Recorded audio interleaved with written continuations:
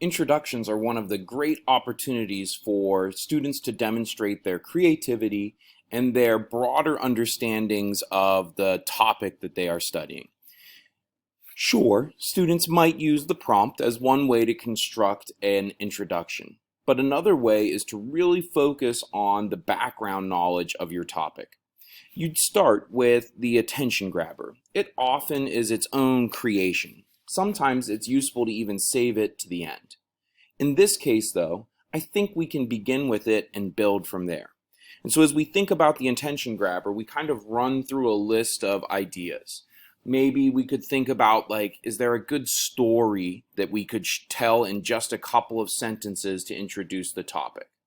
Is there a great quote from a source, especially a primary source that's been there?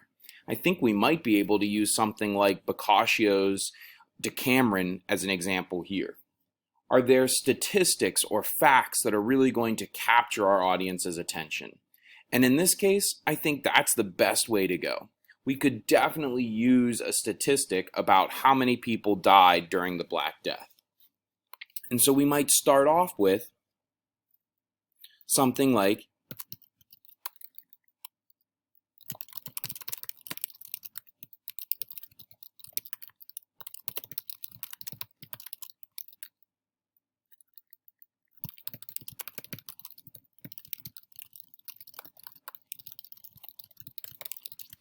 now, some students might notice that that's getting awfully specific.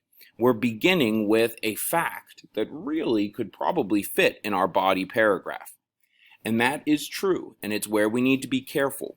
What we don't want to do now is to continue to drill into more and more specifics and make this a body paragraph.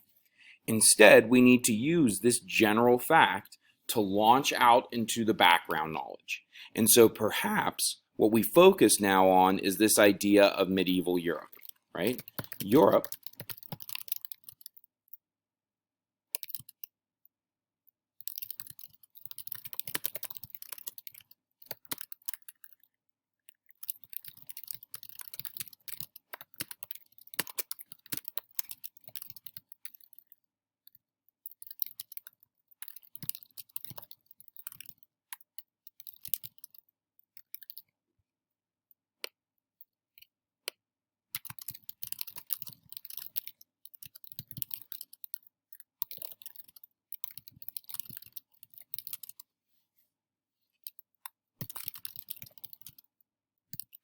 So what I've done now is taken this idea of medieval Europe and I'm actually explaining that to my audience. What I need to do next is link this back to the Black Death.